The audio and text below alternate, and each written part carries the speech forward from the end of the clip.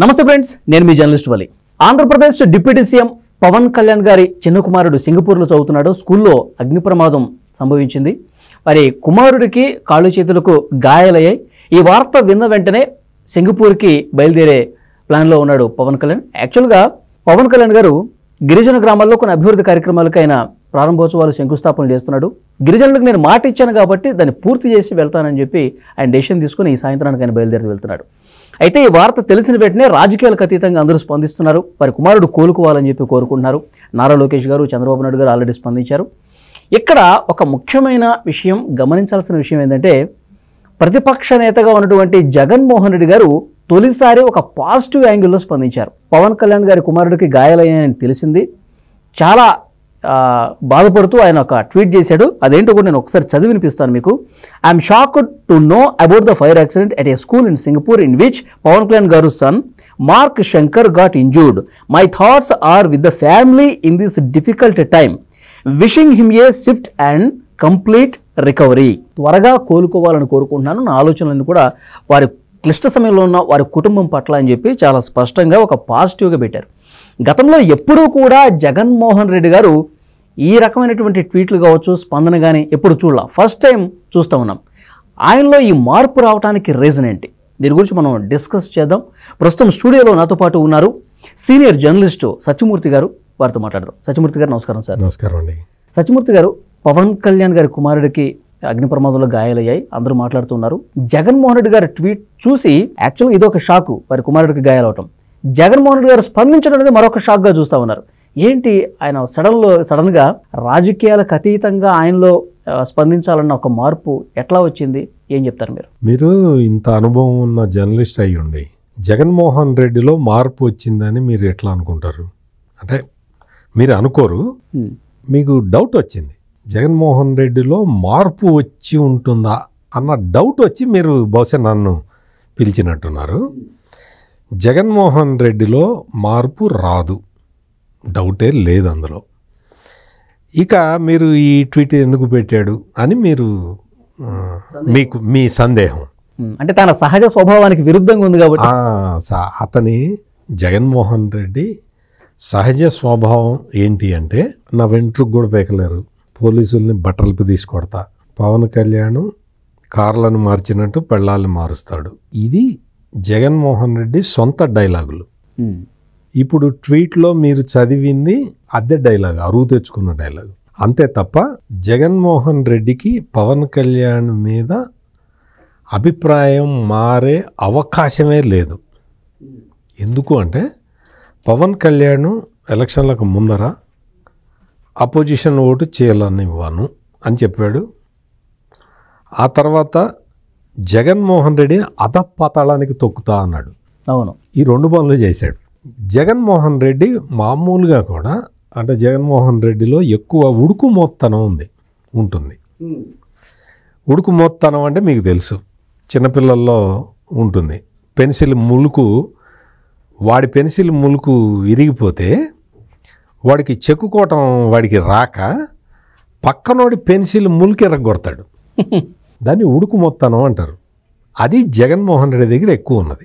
ఇప్పుడు జగన్మోహన్ రెడ్డి ఏమనుకుంటున్నాడంటే, తను ఓడిపోవటానికి ప్రధాన కారణం పవన్ కళ్యాణ్ అని అనుకుంటున్నాడు. అంటే తను తప్పులు చేయటం వల్ల ప్రజలు తిరుగుబాటు చేసి తనకు వ్యతిరేకంగా ఓటు వేశారు అని ఇంకా అనుకోవటం లేదు ఈ జగన్మోహన్ రెడ్డి. ఇప్పటికీ ఏమనుకుంటున్నాడంటే, పవన్ కళ్యాణ్ చంద్రబాబు నాయుడుతో వెళ్ళి కలవటం వల్ల తాను ఓడిపోయాననే అనుకుంటున్నాడు. అంటే తన ఓటమికి కారణాలని విశ్లేషించుకోవటంలో కూడా జగన్మోహన్ రెడ్డి ఉడుకుమోత్తనమే చూపిస్తున్నాడు. ఇంకా నేను మంచిగా చేశాను, ప్రజలు నా పట్ల సాఫ్ట్ కార్నర్ ఉంది, వీళ్ళు కలవటం వల్ల ఓడిపోయాను అంటే ఉడుకుమోత్తనం అంటాను. అంటే అంత ఉడుకుమోత్తనం పాలిటిక్స్లో ఎట్లా ఉండాలి అంటే, ఉడుకుమోత్తనం కాదు ఉండాల్సింది, ఒక స్ట్రాటజీ ఉండాలి, వ్యూహం ఉండాలి. ఓకే, నేను ఇది చేస్తే రియాక్షన్ ఇట్లా ఉంటుంది, నేను ఇది చేస్తే రియాక్షన్ ఇట్లా ఉంటుంది అని ఒక క్యాలిక్యులేషన్ ఉండాలి. క్యాలిక్యులేషన్ ఎట్లా ఉండాలి? నేను బటన్లు నొక్కుతున్నాను, ప్రజలందరూ నాకు ఓట్లు వేస్తారు అనేది కాదు. జగన్మోహన్ రెడ్డికి అంటే తెలియదు, కానీ ఏ బటన్లు నొక్కుతున్నావు, నువ్వు ఒక బటన్ నొక్కినప్పుడు ఆ బటన్ నొక్కటం వల్ల ఎంతమందికి ప్రయోజనం కలిగింది? ఈ ప్రయోజనం కలిగిన వాళ్ళు ఆయన పార్టీ మనుషుల, న్యూట్రల్సా, లేదు ప్రత్యర్థి పార్టీకి సంబంధించిన వాళ్ళ అని క్యాలిక్యులేట్ చేసుకోవాలి. నీ పార్టీ వాళ్ళకి నువ్వే బటన్లు నొక్కితే ప్రయోజనం ఏముంటుంది? ఆ నీకే ఓటేస్తాడు. న్యూట్రల్కి నువ్వు గనక బటన్ నొక్కి డబ్బులు వేసినట్టయితే న్యూట్రల్ నీ వైపు మారటానికి అవకాశం ఉంటుంది. ప్రత్యర్థి పార్టీ వాడికి నువ్వు బటన్ నొక్కి డబ్బులు ఇస్తే ప్రత్యర్థి పార్టీ వాడు ఆలోచనలో పడతాడు. ఓకే, అయ్యో నాకు జగన్ డబ్బులు ఇచ్చాడే అనే ఆలోచనలో పడతాడు. మారకపోవచ్చు, నీ పట్ల సానుభూతితోటి ఉండటానికి అవకాశం ఎక్కువ ఉంటుంది. అవును, జగన్మోహన్ రెడ్డి ఏ రోజున కూడా నేను బటన్లు నొక్కుతున్నాను అన్న దగ్గర ఆగిపోయాడు తప్ప ఇప్పుడు నేను చెప్పిన విశ్లేషణ చేసుకోలే. దానివల్ల ఏమైంది అంటే నువ్వు బటన్లు నొక్కటం వల్ల నీ పార్టీ వాడు కింద గ్రౌండ్ లెవెల్లో ఏం జరిగింది అంటే తెలుగుదేశం వాళ్ళందరినీ తీసేశారు. న్యూట్రల్స్ని కుల ప్రాతిపదికన వీడిని మనకు ఓటేయడని వాడిని తీసేశారు. మనకి లాస్ట్ టైం ఎన్నికల్లో వీడు ఓటేశాడు, వీడికి ఇద్దాం అని వాడికే ఇచ్చారు. పోనీ అట్లయినా వేశారా అంటే వాడు ఆ గ్రామంలో మొత్తం వాడు చూసుకుంటాడు. వాడు చూసుకున్న తర్వాత వీడికి డబ్బులు వచ్చిన వాడు, డబ్బులు రానివాడు, ఆ పార్టీలో డబ్బులు రాని వాళ్ళు కూడా చూసుకొని జగన్మోహన్ రెడ్డి మీద కక్ష పెంచుకున్నారు. ఈ క్యాలిక్యులేషన్లు, ఈక్వేషన్లు, పొలిటికల్ డైనమిక్స్ ఇవన్నీ జగన్మోహన్ రెడ్డి తెలుసుకోవాలి. అక్కడ కంప్లీట్ ఫెయిల్ అయిపోయి ఇప్పుడు జగన్మోహన్ రెడ్డి అనే ఒక వ్యక్తి పవన్ కళ్యాణ్ మీద అత్యంత కసి పెంచుకొని ఉన్నాడు.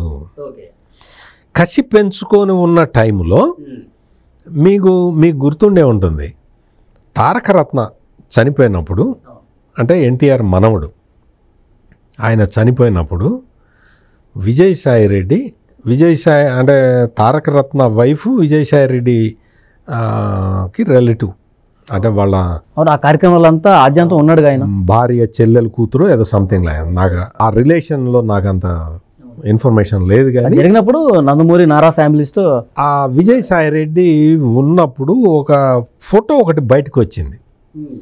విజయసాయిరెడ్డి చంద్రబాబు నాయుడు పక్కన కూర్చొని చంద్రబాబు నాయుడుతో మాట్లాడుతున్న ఫోటో ఒకటి బయటకు వచ్చింది. అది పాపం వాస్తవంగా విజయసాయిరెడ్డి విడుదల చేయలే. చంద్రబాబుకి అసలు అటువంటివి పట్టవు, అటువంటి ఫోటోలు ఎప్పుడు విడుదల చేయడు. బయటికి వచ్చింది ఆ ఫోటో. బయటికి వచ్చిన తర్వాత జగన్మోహన్ రెడ్డి విజయసాయిరెడ్డిని పిలిచి ఏం మాట్లాడావు చంద్రబాబుతో అని అడిగాడు. అంటే జగన్మోహన్ రెడ్డి మనస్తత్వం చూడండి. ఇప్పుడు విజయసాయిరెడ్డి చంద్రబాబు నాయుడుతో ఏం మాట్లాడతాడు, చంద్రబాబు నాయుడుతోటి విజయసాయిరెడ్డి ఏం చెప్పి ఉంటాడు అన్న అనుమానం జగన్మోహన్ రెడ్డికి ఎందుకు? ఏం చెప్తాడు? జగన్మోహన్ రెడ్డి దరిద్రుడండి, జగన్మోహన్ రెడ్డి చండాలుడండి, జగన్మోహన్ రెడ్డి పెద్ద ఎదవండి, జగన్మోహన్ రెడ్డికి డబ్బులు సంపాదించడం తప్ప ఖర్చు పెట్టడండి అని ఏమైనా చెప్తాడా? చెప్పడు. ఎందుకు చెప్తాడు? అప్పటికి విజయసాయిరెడ్డి జగన్మోహన్ రెడ్డి పార్టీలోనే ఉన్నాడు కదా. ఏం మాట్లాడుకుంటారు? తారకరత్న గురించి, తారకరత్న పిల్లల గురించి, ఆ వైఫ్ ఎట్లా బతకాలి అని ఏదో సంథింగ్ అటువంటిది ఏదన్నా మాట్లాడుకొని ఉండవచ్చు. జగన్మోహన్ రెడ్డి గురించి విజయసాయిరెడ్డి చెబితే అవన్నీ నాకు తెలిసిలేవా, నీ పని నువ్వు చేసుకో అంటాడు చంద్రబాబు నాయుడు. అంతే తప్ప ఆయన ఎంకరేజ్ చేయడు. ఎందుకంటే జగన్మోహన్ రెడ్డి గురించి విజయసాయిరెడ్డి దగ్గర ఉన్న ఇన్ఫర్మేషన్ కన్నా ఎక్కువ ఇన్ఫర్మేషనే చంద్రబాబు దగ్గర ఉంటుంది. లేకపోతే ఆయన తెలుగుదేశం పార్టీ అధినేత ఎట్లా అవుతాడు? ఉంటుంది, సహజంగానే ఉంటుంది. అందుకని జగన్మోహన్ రెడ్డి విజయసాయిరెడ్డిని ఏం మాట్లాడాడు చంద్రబాబుతో ఏం చెప్పావు అని అడగటం అంటే, అది నేను చెప్పాను కదా, స్కూల్లో పిల్లలు పెన్సిల్ ఎరగొట్టుకోవటం లాంటిది. పెన్సిల్ ముక్కు ఎరగొట్టుకున్నాడు జగన్మోహన్ రెడ్డి, విజయసాయిరెడ్డి బయటికి వెళ్ళిపోయాడు. అక్కడి నుంచి బీజం పడ్డది. అంటే ఈ ఎగ్జామ్ మీరు అడిగిన క్వశ్చన్ ఏంటి, నేను చెప్తున్న ఎగ్జాంపుల్స్ ఏంటి. ఎందుకు అంటే ఇంత ఉడుకుమోత్తనం ఉన్న జగన్మోహన్ రెడ్డి ఈ రోజున సడన్గా పవన్ కళ్యాణ్ మీద, పవన్ కళ్యాణ్కి అనుకూలంగా ట్వీట్ పెట్టటాన్ని మనం వేరే కోణం నుంచి చూడాల్సిన అవసరం లేదు. ఎందుకు అంటే ఇతని ఉడుకుమోత్తనం వల్లే పార్టీ మొత్తం అధపాతాళానికి వెళ్ళిపోతూ ఉన్నది.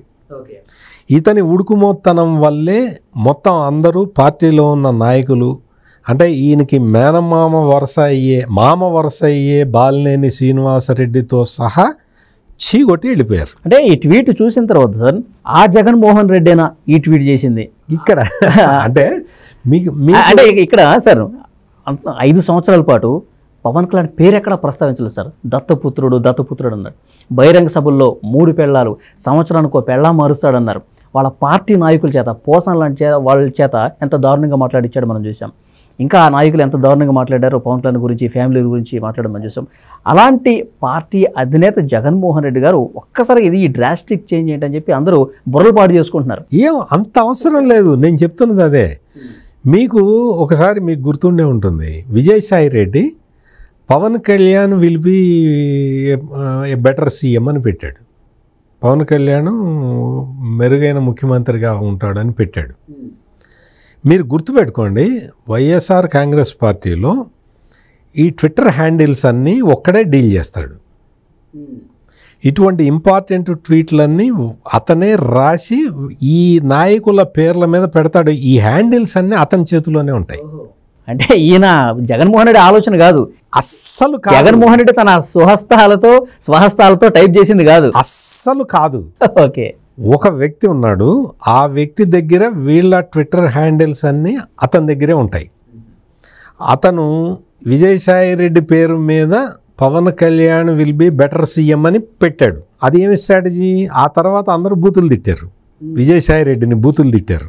బూతులు తిట్టిన తర్వాత ఆ నెక్స్ట్ జరిగిన పరిణామాలన్నీ మనం చూసాం. విజయసాయి రెడ్డి పార్టీ బయటికి వెళ్ళిపోవటం ఇవన్నీ మనం చూసాం. ఈ ట్విట్టర్ హ్యాండిల్ మెయింటైన్ చేసేవాడు అతను ఎవరో నాకు తెలియదు, కానీ అంటే అఫ్కోర్స్ తెలిసినా చెప్పను, కానీ ఆ ట్విట్టర్ హ్యాండిల్ చేసే వ్యక్తికి పవన్ కళ్యాణ్ అంటే కొంత సాఫ్ట్ కార్నర్ ఉండాలి. అందుకని మొన్న విజయసాయి రెడ్డి పేరు మీద పవన్ కళ్యాణ్కి అనుకూలంగా పోస్ట్ పెట్టాడు. ఇప్పుడు జగన్మోహన్ రెడ్డి పేరుతోటి ఇది పెట్టి ఉంటాడు నా క్యాలిక్యులేషన్ ప్రకారం. అంతే తప్ప జగన్మోహన్ రెడ్డికి ఆలోచన పరిధిని విస్తరించుకోవటం, ఆలోచన పరిధిని విస్తరించుకొని మంచి ఫలితాలు ఎలా సాధించాలి అన్న ఆత్మ పరిశీలన చేసుకోవటం, ఇటువంటి కార్యక్రమాలు ఏవి జగన్మోహన్ రెడ్డి దగ్గర ఉండవు. Jaganmohan Reddy is not a political creature, is a business person. So ఇప్పుడు మీరు చూడండి, అసలు యాక్చువల్గా ఈ ట్వీట్ పెట్టినట్టు జగన్మోహన్ రెడ్డి కూడా తెలిసి ఉండదు. నా ఉద్దేశం, నా క్యాలిక్యులేషన్ ప్రకారం ఖచ్చితంగా తెలిసి ఉండదు. అతను ఆ ట్విట్టర్ హ్యాండిల్ చేసే వ్యక్తి బహుశా ఈ దెబ్బతోటి మారుస్తారు నేను అనుకోవటం. అంతే అంటారా? ఖచ్చితంగా అంతే. అంటే మీరు చెప్పిన తర్వాత నాకు కూడా అనిపిస్తుంది సార్, ప్రత్యర్థుల గురించి ఇంత సాఫ్ట్ కార్నర్తో ఆయన ట్వీట్ ఎలా చేస్తాడు అని నాకు డౌట్ వస్తుంది నిజంగానే మీరు చెప్పింది. ఎందుకంటే సొంత కుటుంబంలోనే తల్లి చెల్లి పూర్తిగా దూరమై ప్రతిరోజు చెల్లెలు తిడతా ఉంది, సొంత బాబాయ్ కూతురు తిడతా ఉంది. సొంత కుటుంబంలోనే ఆయన సాఫ్ట్ కార్నర్ చూపించలేదు, పాజిటివ్గా ఆయన మారలేదు. ప్రత్యర్థుల గురించి ఈయన వల్ల ఓడిపోయాడని చెప్పి ఆయన ఫీల్ అవుతున్నాడు కాబట్టి అలాంటి వ్యక్తి గురించి ఇంత పాజిటివ్గా ఉంటాడు అనేది ఇప్పుడు మీరు చెప్పిన దాన్ని బట్టి క్యాలిక్యులేషన్ చేసుకుంటే నిజమే అనిపిస్తుంది. ఖచ్చితంగా మీరు చూస్తుండండి, ఆ ట్విట్టర్ హ్యాండిల్ చేసే వ్యక్తికి త్వరలో ఉద్యోగం పోతుంది. ఎందుకంటే జగన్మోహన్ రెడ్డి పక్కన వాడికి సానుభూతి చూపించటం కానీ, ఇప్పుడు మీరు ఇంతెందుకు వలి గారు ఈ రోజున రాప్తాడు వెళ్ళాడు. ఆ లింగమయ్య అనే అతని కుటుంబం, ఆ కుటుంబాన్ని పరామర్శించాలి. జగన్మోహన్ రెడ్డి వెళ్ళాడు, ఒక పెద్ద హెలికాప్టర్, పాత సెకండ్ హ్యాండ్ హెలికాప్టర్ ఏదో వేసుకొని పోయాడు. పోయిన తర్వాత లింగమయ్య కుటుంబాన్ని పరామర్శించి, మీ కుటుంబానికి నష్టం జరిగింది, మీ కుటుంబానికి జరిగిన నష్టాన్ని నేను భర్తీ చేయలేను, కానీ ₹1 కోటి మీకు పరిహారంగా ఇస్తాను అని చెప్పాలి. ఏ పార్టీ నాయకుడైనా, ఏ పార్టీ అధ్యక్షుడైనా చెప్తాడు. చెప్పాడా? లేదుగా, డబ్బులు ప్రస్తావన లేదు.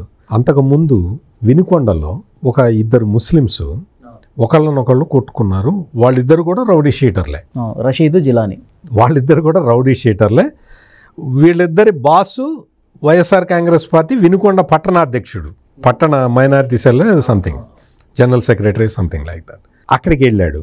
అక్కడికి వెళ్ళి ఆ డిసీజ్డ్ తల్లిని, అంటే జిలాని రషీద్ తల్లిని అనుకుంటా, రషీద్ తల్లిని ఏమడిగాడు, నీకు సూపర్ 6 వస్తున్నదా, నీకు రేషన్ కార్డు ఉన్నదా, నీకు నేను డబ్బులు వేసినట్టు ఇప్పుడు గవర్నమెంట్ వేస్తున్నదా అని అడిగాడు. మీరు బాగా గుర్తు తెచ్చుకోండి, ఆ వీడియోలు మీరు గుర్తు తెచ్చుకోండి. అవును, కరెక్టే.